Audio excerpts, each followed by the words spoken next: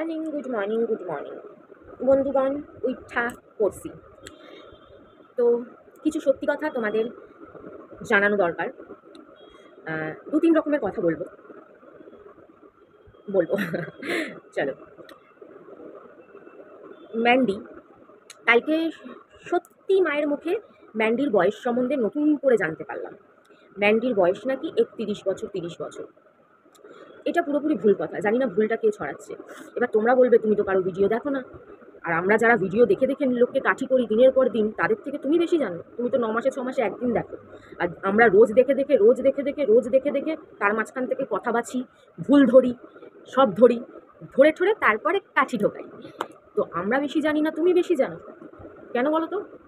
আমি কম ভিডিও দেখলেও যেটুকুনি দেখতাম মন থেকে দেখতাম, যখন দেখেছি মন থেকে দেখেছি, কারোর পেছনে লাগার জন্য দেখিনি, কারোর সাথে ঝগড়া করার জন্য দেখিনি। আমি তোমাদের মনে করানোর চেষ্টা করছি। আমার তো অত নেট নেই যে আমি পুরোনো ভিডিও খুঁজে খুঁজে বার করবো, নেট থাকে না বলে না। আমি চাইলেও কন্ট্রোভার্সি ভিডিও, যারা ভাবছো যে আমি কন্ট্রোভার্সিতে ঢুকতে চাইছি বা কিছু, বা ভাবছো তোমাদের এত ভালো পুণ্যের একটা কাজ করছো সেখানে গিয়ে আমি ভাগ বসাতে চাইছি, তা কিন্তু না। আমি হয়তো 2-4 দিন একটু বলছি, তারপরে আমি আমার মতন ভিডিও করব। তার মধ্যে সব কিছুই থাকতে পারে। তার মধ্যে আমি ঘুরতে যাচ্ছি, আমি পুজোর শপিং করতে যাচ্ছি, আমি বাচ্চাদের নিয়ে শপিং করতে যাচ্ছি, আমি দুর্গাপুজোয় ঘুরছি যদি বেঁচে থাকি, দুর্গাপুজোয় ঘুরছি, আমি বুনোকে নিয়ে ডাক্তারখানায় যাচ্ছি, আমার এইসব ভিডিওই বেশি থাকবে। কিংবা দুটো মনের কথা, এইসব ভিডিওই বেশি থাকবে। হ্যাঁ, তার মধ্যে কিছু কিছু অন্যায়গুলো তো আমার যেগুলো করে এসছে, যেগুলো জবাব আমি দেইনি, কিছু কিছু জবাব তো দিতেই হবে। কেন সবসময় বোবার মতন চুপ থাকলে আবার মানুষ ভাবে যে আমি মনে হয় দোষী, তার জন্য আমি বোবার মতন চুপ করে আছি। কিছু কিছু কথা তো বলতেই হবে।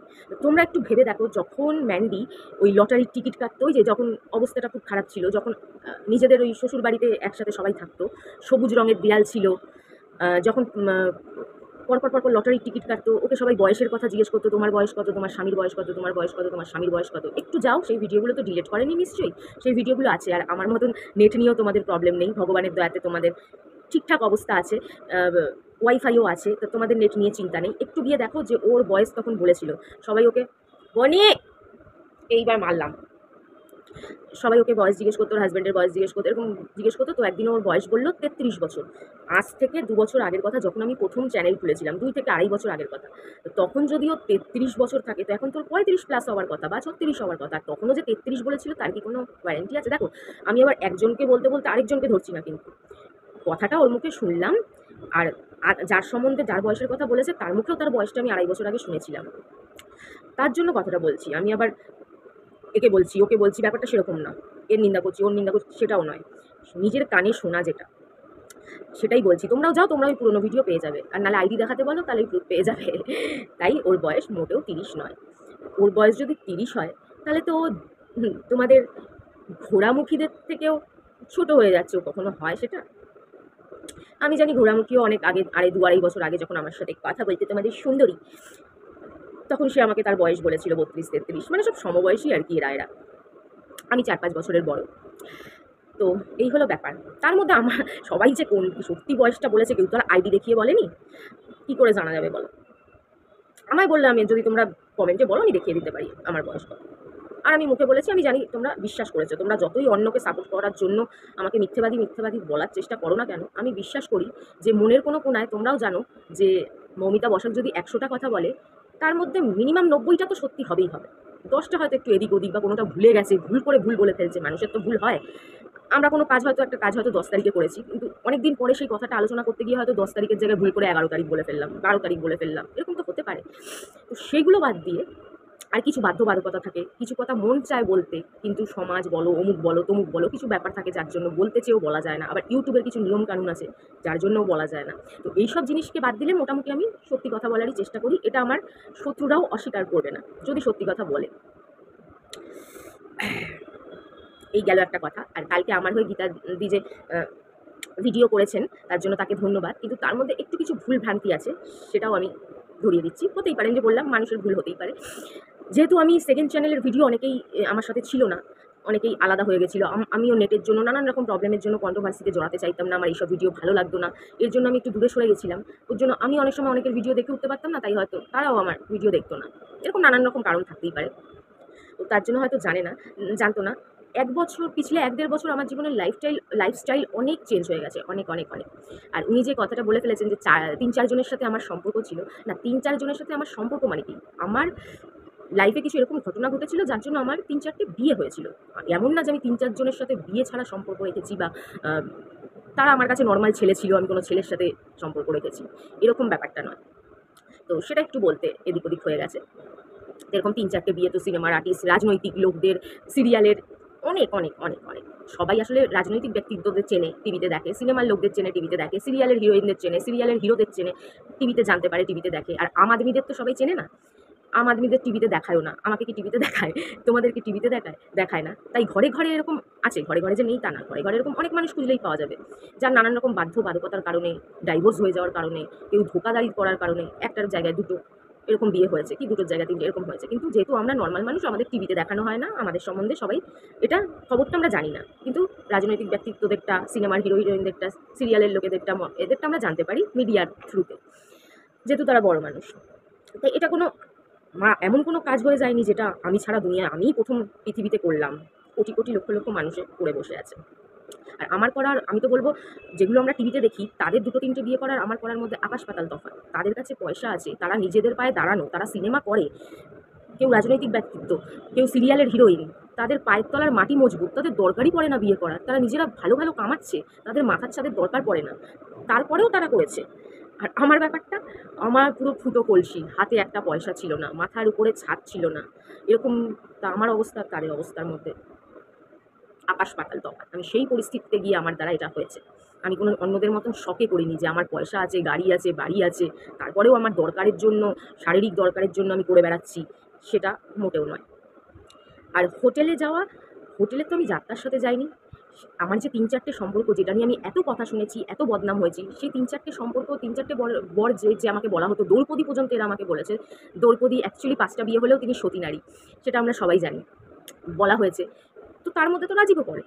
রাজীব ছাড়া তাহলে কোথা দিয়ে এলো ৩ টে ৪ টে? তার মধ্যে তো রাজীবও পড়ে। তার সাথেও আমার ৭ পাখি ঘোড়া। আমি তো তোমাদের সবই বলেছি, তোমরা সব জানো। এত বলে শুধু, শুধু নেট খরচা করে তো ভিডিও বাড়িয়ে লাভ নেই। তো তার মধ্যে তো রাজীবও পড়ে। সে তো আর মানে কোনো পরপুরুষ টাইপের বাবারে বাবা সেরকম কোনো একটা ব্যাপার নয়। তার মধ্যে তো ও পড়তো। আর শান্তনু, ওর সাথে আমি ২-১ বার দেখা করতে গেছিলাম। ১০-১২ বছর ওকেও চিনি। একটা টাইপে অনেক আমার হেল্প করেছে। ওর একটা এমন ব্যাকগ্রাউন্ড আছে যে ও নিজের গার্লফ্রেন্ডের সাথেও রাস্তায় দেখা করতে পারে না। তার সাথেও অন্য বয়ফ্রেন্ডের মতন পার্কে ঘোরা, অমুকে ঘোরা করতে পারে না। কেন ওর একটা নাম আছে, ওকে ওখানে ওর বর্ধমানে ওকে প্রত্যেকে চেনে। প্রচুর বড়লোকের ছেলে, প্রত্যেকে চেনে। প্লাস ওর একটা ফ্যামিলি ব্যাকগ্রাউন্ড আছে, ওর একটা রাজনৈতিক পরিচয় ছোটোখাটোভাবে আছে, যার জন্য ওকে অনেকে চেনে। এর জন্য ওই আর ৫ টা মানুষের মতন রাস্তাঘাটে গল্প করা, বারে গিয়ে বন্ধুদের সাথে এনজয় করা বা ডিস্কোতে যাওয়া এরকম চট করে করতে পারে না। কেউ দেখো না, বড়, বড় লোকেরা চট করে নাম না যাদের টিভিতে দেখানো হয় তারা কি এসব খুললাম করতে পারে? করতে পারে না। নয় বাইরে গিয়ে করে, নয় লুকিয়ে চুরিয়ে করে, নয় বিদেশে গিয়ে করে। তারা ডিস্কো পার্টি এনজয়টাও করতে পারে না। আমি কিন্তু কোনো খারাপ করার কথা বলছি না। ডিস্কো পার্টি এনজয়ের কথা বলছি। তোমরা কি কোনো বড় ব্যক্তিত্বকে নরমাল বারে যেতে দেখেছো না নরমাল রেস্টুরেন্টে বসে খেতে দেখেছো? তারা সবসময় আম পাবলিকের থেকে লুকিয়ে করে, মানে দূরে, দূরে থাকে আরকি। তো ও নিজের গার্লফ্রেন্ডের সাথে পর্যন্ত রাস্তাঘাটে, পার্কে, মাঠে কোনোদিন দেখা করতে পারতো না। ওর এতদিনের একটা সম্পর্ক ভেঙে গেছে। ও যেই মানুষটা আমাকে একটাই মেয়ে, যখন আমি ডান্সের কাজ করতাম এত হেল্প করেছে, এত হেল্প করেছে যে আমি মানে অনেকদিন কাজ না করেও ওর হেল্প নিয়ে ছিলাম। আমাকে হেল্প অনেকে করেছে। আমাকে হেল্প তানিয়া করেছে, প্রচুর হেল্প করেছে। মিথ্যে কথা বলব না। আমার বন্ধুরা বেস্ট ফ্রেন্ড তো কত বড়, বড় ইউটিউবার, মেয়ে ইউটিউবারের বেস্ট ফ্রেন্ড আছে, ছেলেদের বেস্ট ফ্রেন্ড আছে। তারা তাদের সাথে মন্দারমণি যাচ্ছে, দীঘায় যাচ্ছে, এত, এত ভিডিও হচ্ছে। তো মন্দারমণিতে গিয়ে বা কোথাও দীঘায় গিয়ে কি তারা রাস্তায় থাকছে? না কি টেন্ট ফেন্ট সঙ্গে করে নিয়ে গিয়ে থাকছে? নাকি কি রাস্তায় ঝুপড়ি-টুপড়ি বানিয়ে থাকছে? মানুষকে তো হোটেল ভাড়া করতেই হবে। হোটেল ছাড়া তো নিজের ঘর। আর বাইরে যদি দূরে একটু কোথাও যাও যেখান থেকে ২ ঘন্টায় তোমরা ফিরে আসতে পারবে না, ৩ ঘন্টায় তোমরা ঘুরে ফিরে আসতে পারবে না, সেরকম কোনো জায়গায় যদি তোমরা কেউ কারো সাথে যায়, তাহলে তার তো কোনো উপায় নাই। তার তো হোটেলের শরণাপন্ন হতেই হবে। রাস্তায় তো মানুষ কাটাতে পারে না একটা দিন। যদি একটা দিনের মতন দূরত্ব জায়গায় যায় যে যেখানে গেলে ফিরে আসতে একদিনে ফিরে আসা যাবে না, অনেকটা লং টাইমের ব্যাপার। একটা দিন লেগেই যাবে ২৪ ঘন্টা। তখন তো সে আর বাড়ি বানিয়ে রাস্তায় সেখানে বাস করবে না। আর সবসময় তো বেস্ট ফ্রেন্ড হলেই বা নিজের বাড়িতে নিয়ে যাওয়া যাবে বা কিছু, সেটাও তো সবসময় সবার পক্ষে সম্ভব হয় না। তাহলে হোটেলগুলো বানিয়েছে কিসের জন্য? এত, এত হোটেল চলছে কলকাতার বুকে, এত, এত ওইও চলছে। তাতে কি স্বামী স্ত্রী বাচ্চা কাচ্চা নিয়ে যায়? ওইওতে কোনদিন তোমরা দেখেছো স্বামী স্ত্রী বাচ্চা কাচ্চা নিয়ে যেতে? আমি তো জন্মে দেখিনি ভাই। তা কলকাতার বুকে রমরমিয়ে, হাজার, হাজার জায়গায় রমরমিয়ে, হাজার, হাজার ওইও। কি আমার পয়সায় চলছে, না আমি হোটেলে যাচ্ছি বলে আমার ভরসায় চলছে। আজব। তো যাই হোক, এই হচ্ছে কথা।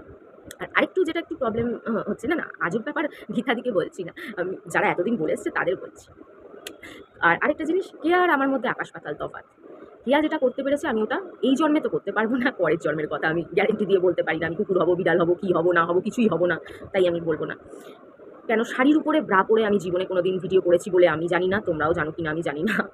আমি তো জানি না ভাই, নিজের বয়সের থেকে ছেলের বয়সী ছেলের সাথে আমি থেকেছি কিনা, কাটিয়েছি কিনা, এ তো আমি স্বপ্নেও জানি না। তো ওর সাথে আমার তুলনাটা মনে হয় হয় না। ওর পরিস্থিতি একরকম, আমার পরিস্থিতি একরকম। ও আমার থেকে যথেষ্ট, ওর পরিস্থিতি মানে ফাইন্যান্সিয়াল পরিস্থিতি অনেকটাই বেটার। আমার মতন হাগুড়ে জাত ভিখারিও নয়। আমি যদি ওর মতন করতেই পারতাম সব কিছু, অতটা মানে করতে পারতাম, তাহলে তো আজকে ওর জায়গায় আমিও থাকতে পারতাম, আমারও অত সাবস্ক্রাইবার হতো। এমন তো না যে ও একদম সিনেমার হিরোইনের মতন সুন্দরী, একদম কম বয়স, আমাদের থেকে অনেক ছোট, এরকম তো কিছু ব্যাপার না। তাহলে ও যদি অতটা মানে, দেখো আমি কাউকে বদনাম করতে চাইছি না, আমি কারো নিন্দাই করতেই চাই না। একটা মানুষ পয়সা কামাচ্ছে, জাস্ট কথাটা উঠলো বলে আমি বলছি। ওর সাথে আমার তুলনা হয় না, আমার তো এটা মনে হয়। ওরকম ওপেন রাস্তাঘাটে ঘুরে গলা জড়িয়ে ধরে চুম্মাচাটি করে আমি জীবনে কোনোদিন দেখেছো কারোর সাথে ভিডিও করতে?